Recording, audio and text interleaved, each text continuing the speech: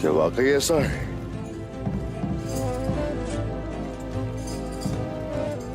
हरगिज एतबार नहीं कर सकता मैं महेंद्र, तुम पे हरगिज एतबार नहीं कर सकता मैं। तुम्हारी एक छोटी सी गलती तुम्हारी गर्दन भी कटवा सकती है। मेरी जान आप पर कुर्बान है जनाब। जनाब हक, मुझे आपके साथ लड़ते हुए शहादत नसीब हो, ये मेरी दिली ख्वाहिश है। मैंने अपने गुनाहों पर तौबा की है और अब से मैं कुफ्फार और मुनाफिकों के अलावा किसी के खिलाफ चाल नहीं चलूंगा। वो तो देखेंगे, हम जिंदा रहकर देखेंगे।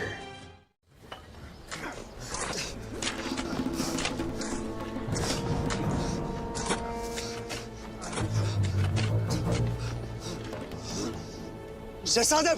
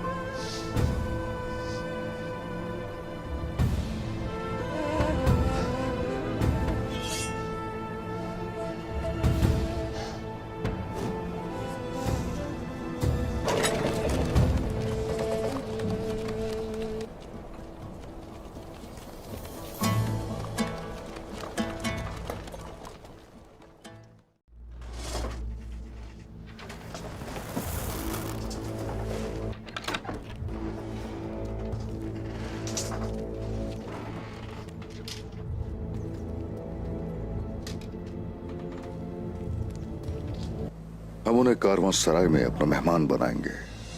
यूं ऐसे भी कमांडर के बगैर एक फौज आगे नहीं बढ़ सकती। कारवां सराय में हम मंगोल कमांडरों को कैद कर लेंगे। सिर्फ एक ही शर्त के तहत छूट मिल सकती है उन्हें हमसे, कि वो हमारी सरजमीनों से निकल जाए। और उन्हें मुत्तहिद करती है।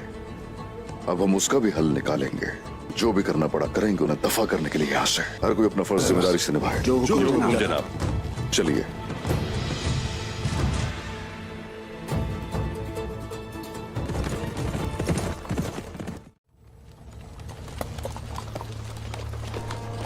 और ये मेरा गुलाम है। तो तुमने तुर्क को गुलाम बनाया है। अच्छी बात है, शानदार।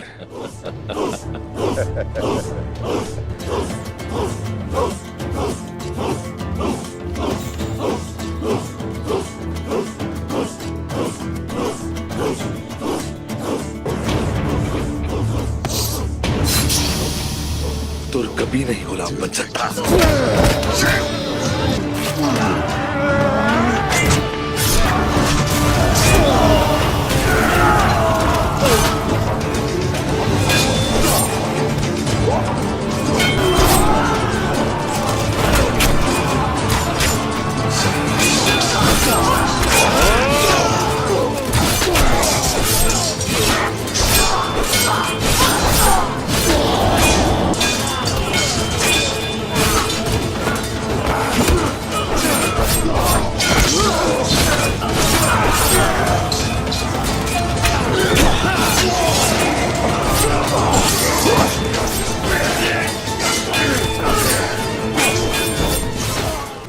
कमांडर हमारी सरजमीनों पर खून बहाने के लिए आ रहे हैं। हाँ, उनके लश्कर वादियों में। अच्छा है, आने दो उन्हें। हर कोई अपना फर्ज जिम्मेदारी से निभाए। जो हुक्म जनाब। चलो जाओ।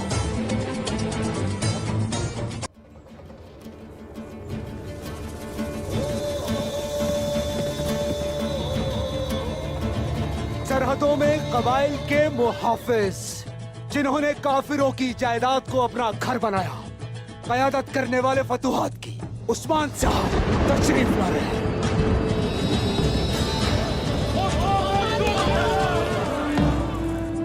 उस्मान साहब आ रहे हैं।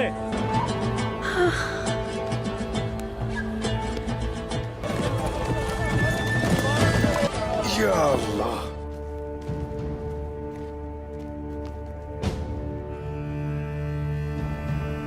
जो किसी की गुलामी बर्दाश्त नहीं करता, जो जालिम के आगे कभी नहीं झुकता, जो लड़ने के लिए तैयार रहता है आखिरी सांस तक, आपके सामने खड़ा है। इस आसमान का साथ दो मिल गए।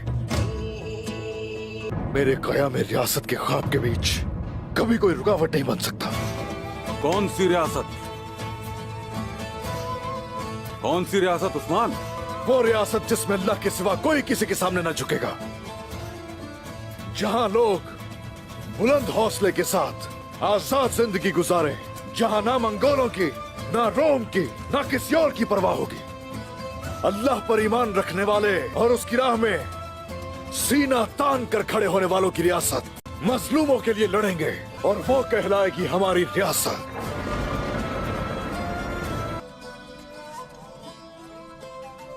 ओस खान के आला ज़र्फ बेटे गुनहान और गुनहान की नस्ल से काई।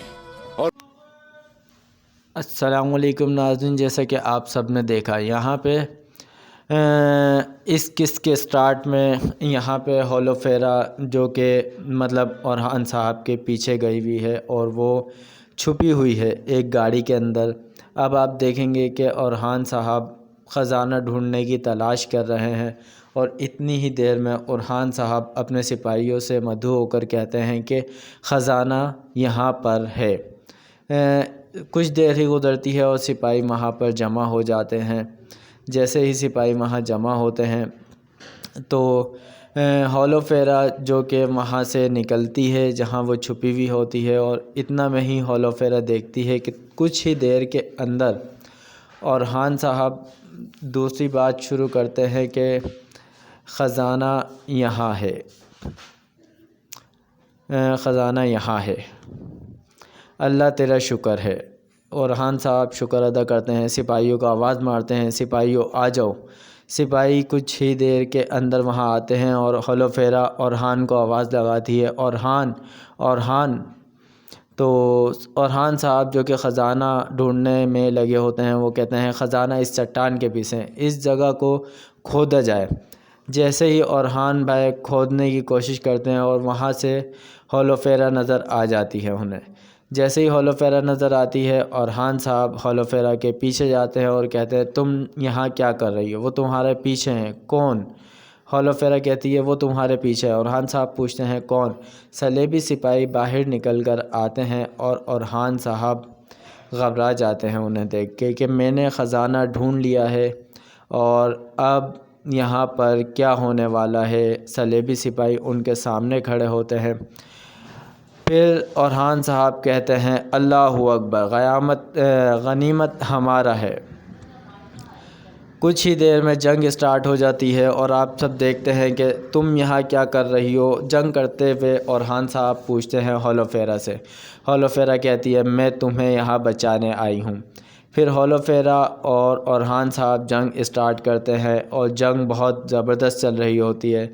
औरहान साहब और उनके सिपाही तमाम लड़ने में लगे होते हैं और होलोफेरा बहुत अच्छे तरीके से तलवारबाजी कर रही होती है। और दूसरी जानिब आप सब देखते हैं कि अलाउद्दीन साहब जो कि याकूब साहब का पीछा कर रहे होते हैं और अलाउद्दीन साहब को याकूब साहब की बेटी घेर लेती है। एक कदम भी आगे मत बढ़ाना, याकूब साहब से अलाउद्दीन साहब से कहती है और उसे कहती है कि बताओ अगर ये तीर तुम्हारे दिल पर लगेगा घोड़े से उतर जाओ।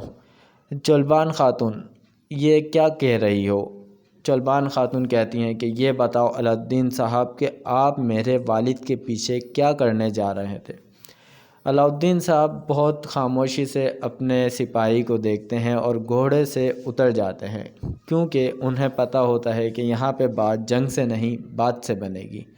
اور دوسری جانب آپ لوگ دیکھتے ہیں کہ سلیبی جو کہ اورحان صاحب کے اوپر بہت بھاری پڑ چکے ہوتے ہیں اور وہ اورحان صاحب کو بہت مارتے ہیں، بہت پیٹتے ہیں۔ اورحان صاحب زخمی ہو کر نیچے گر جاتے ہیں۔ کچھ ہی دیر میں ایک تیر آتا ہے جو کہ اورحان صاحب کے سینے پہ جا لگتا ہے، اور جیسے ہی اورحان صاحب کے سینے پہ وہ تیر لگتا ہے تو وہ تیر چلانے والے یعقوب صاحب کے فرزند ہوتے ہیں۔ جیسے ہی وہ تیر چلاتے ہیں وہ ان کے سینے کے پاس جا کر لگتا ہے۔ شہزادہ محترم کی آوازیں لگتی ہیں، سپاہی بہت گھبرا سے جاتے ہیں اور ہولوفیرا شہزادی کی حفاظت کرو، ہولوفیرا چلاتے ہوئے کہتی ہے، اور ہولوفیرا جنگ کرتے ہوئے اورحان صاحب کے پاس اورحان آوازیں لگاتی ہوئی جاتی ہے۔ پھر اورحان کو کہتی ہے ہمیں جانا ہوگا، شاباش اٹھو، اٹھ جاؤ، آ جاؤ جلدی، ہمیں جانا ہوگا، وہاں بہت زیادہ لوگ ہیں، سپاہیوں ہم پیچھے ہٹ رہے ہیں۔ اورحان صاحب آواز لگاتے ہیں اور وہ کہتے ہیں ہم مل کے کریں گے۔ جیسے ہی وہ مل کے کرنے کی بات کرتے ہیں اور وہ پیچھے ہٹتے ہیں تو اب اورحان اور اورحان کے سپاہی وہاں سے پیچھے ہوتے ہیں۔ ہولوفیرا انہیں کہتی ہے چلو چلو خون نہ بہایا جائے، ہم پیچھے ہٹ جائیں، ہم سب پیچھے ہٹ رہے ہیں اور ہم خزانے کی تلاش بعد میں شروع کریں گے۔ اتنی ہی دیر میں کچھ سپاہی جو کہ صلیبی لباس میں ہوتے ہیں اور وہ بہت خوش ہوتے ہیں، کیونکہ انہیں پتہ ہوتا ہے کہ اب یہ جو خزانہ ہے یہ ہمارا ہے۔ اور وہ سب کس کے جال بچھائے ہوئے لوگ ہوتے ہیں؟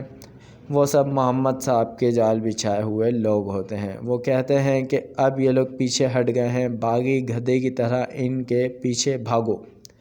تو جیسے ہی وہ ان کے پیچھے بھاگتے ہیں کمان لے کر، اور وہ خزانہ جو یعقوب صاحب کے بیٹے ہوتے ہیں وہ خزانہ تلاش کرنا شروع کر دیتے ہیں۔ اور اسی قسط کی دوسری جانب آپ لوگ دیکھیں گے کہ منگول جو کہ جنہوں نے عثمان صاحب کو پکڑ لیا ہے اور عثمان صاحب کو لے گئے ہیں اپنے ساتھ ایک گاڑی کے اندر ڈال کر، اور وہاں پر جا کر کہتے ہیں کہ اب بتائیں کہ ترک ہمارے قبضے میں آ گئے ہیں اور ترکوں کو ہم اس قدر غلامی کروائیں گے، ترکوں سے ہم اس قدر غلامی کروائیں گے کہ ترک زندگی بھر ہمیشہ ہمارے غلام ہی رہیں گے۔ کچھ ہی دیر کے بعد اس کا سردار، منگولوں کا سردار انٹری مارتا ہے، اور جیسے ہی منگولوں کا سردار وہاں پر پہنچتا ہے اور وہ بولتا ہے کہ ہاں بھئی غلام ترک، تو اتنی ہی دیر میں عثمان صاحب اپنی آنکھ کھولتے ہیں اور منگول کے گلے میں خنجر مار کر کہتے ہیں کہ ترک کبھی غلامی نہیں کرتے۔ تو دوسری جانب عثمان صاحب کے سپاہی جو کہ تیار ہوتے ہیں اور وہ جنگ کے لیے بالکل ریڈی تیار کھڑے ہوتے ہیں چھپ چھپا کے، اور جیسے ہی عثمان صاحب اس کے گلے میں خنجر مارتے ہیں تو عثمان صاحب کے سپاہی جو کہ بالکل تیار گولہ بارود کے ساتھ بیٹھے ہوتے ہیں وہ گولے پھینکتے ہیں اور ان کے اوپر آگ کے تیر چلاتے ہیں، جس سے پورا علاقہ تہس محس ہونا شروع ہو جاتا ہے اور جنگ اسٹارٹ ہو جاتی ہے۔ جیسے ہی جنگ اسٹارٹ ہوتی ہے تو عثمان صاحب کے سپاہی لڑنا شروع کرتے ہیں، اور آپ دوسری جانب دیکھتے ہیں کہ اورحان صاحب جن سے محمد بے نے مطلب یعقوب صاحب کے بیٹے نے سونا چھین لیا تھا، تو اب وہ اورحان صاحب سونا واپسی لینے کے لیے گئے ہیں، تو اورحان صاحب نے انہی کا پیترا انہی پہ آزمایا۔ یعقوب صاحب کے بیٹے نے صلیبی لباس پہن کر سارا سونا چھینا تھا، تو یعقوب صاحب کے بیٹے کے ساتھ وہی ہوا۔ اورحان صاحب نے اپنے سپاہیوں کو اور خود منگول لباس پہنا، اور منگول لباس پہننے کے بعد ان کے اوپر گھات لگا کر حملہ کیا۔ تو جیسے ہی گھات لگا کر وہ حملہ کرتے ہیں یعقوب صاحب کے بیٹے کے اوپر، تو یعقوب صاحب کے بیٹے پریشان ہو جاتے ہیں اور انہیں یہ سمجھ نہیں آتا کہ اچانک ہی منگولوں نے ہم پر حملہ کیسے کر دیا۔ تو جیسے ہی منگولوں کا حملہ وہ سمجھ کر اس حملے سے لڑنے کی کوشش کرتے ہیں، لیکن لڑنا ان کے لیے بہت مشکل ہو جاتا ہے، کیونکہ یہ ایک اچانک کیا گیا حملہ تھا جو کہ اورحان صاحب نے پہلے سے ہی پلان کر لیا تھا ہولوفیرا کے ساتھ کہ مجھے سونا واپسی لینا ہے اور میں کسی بھی طریقے سے اپنا سونا واپسی لے لوں گا۔ ہولوفیرا جو کہ ان کے ساتھ آئی ہے اور وہ چھپ کے دیکھتی ہے۔ جیسے ہی جنگ شروع ہوتی ہے، یعقوب صاحب کے بیٹے کو بم کی آواز آتی ہے اور ان کے چھچڑوں پر ان کے جسم پر آ کے تھوڑے سے بارود کے چھچڑے لگتے ہیں تو وہ زمین پر گر جاتے ہیں اور سامنے دھواں دھواں سا ہو جاتا ہے۔ تو یعقوب صاحب کے بیٹے محمد بے نیچے لیٹ کر یہ دیکھ رہے ہوتے ہیں کہ اب کیا کیا جائے۔ وہ سونے کی طرف دیکھ رہے ہوتے ہیں کہ سونا ان کے ہاتھ سے جا رہا ہے اور سونے کی طرف منگولوں نے اپنا رجحان کر لیا ہے۔ منگول جو یعقوب بے کے بیٹے محمد بے جو کہ منگول سمجھ رہے ہیں اورحان صاحب کو، ویسے ظاہرلی آپ سب کو پتہ ہے کہ وہ جو لباس کے اندر ہیں وہ اورحان صاحب ہیں۔ کیا یعقوب بے کے بیٹے محمد بے کو یہ بات پتہ چل جائے گی یا نہیں؟ اگر پتہ چلے گی تو کب پتہ چلے گی، وہ وقت کیا ہوگا؟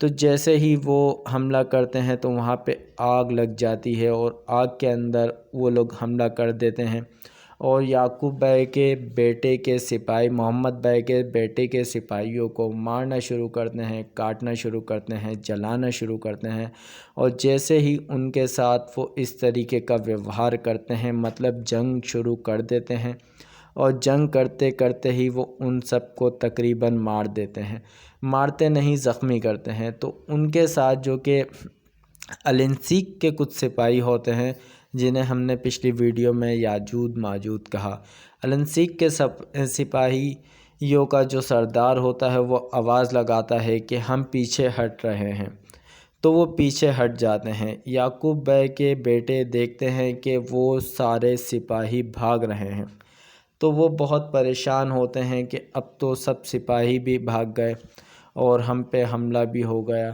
کچھ ہی دیر میں اورحان صاحب ایک تیر یعقوب بے کے بیٹے کی ٹانگ پہ مارتے ہیں۔ محمد بے کی پہلی ٹانگ پہ تیر لگتا ہے لیکن پھر بھی وہ سونے کی گاڑی کی طرف بھاگتے ہیں۔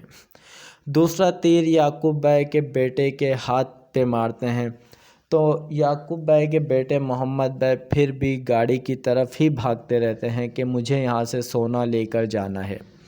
تو اتنا میں ہی اورحان صاحب تیسرا تیر مارتے ہیں ان کے سینے پہ اور وہ زخمی ہو جاتے ہیں۔ تو کیسا لگا آپ کو ہمارا episode? Like, subscribe and follow کریں۔ تھینک یو، اللہ حافظ۔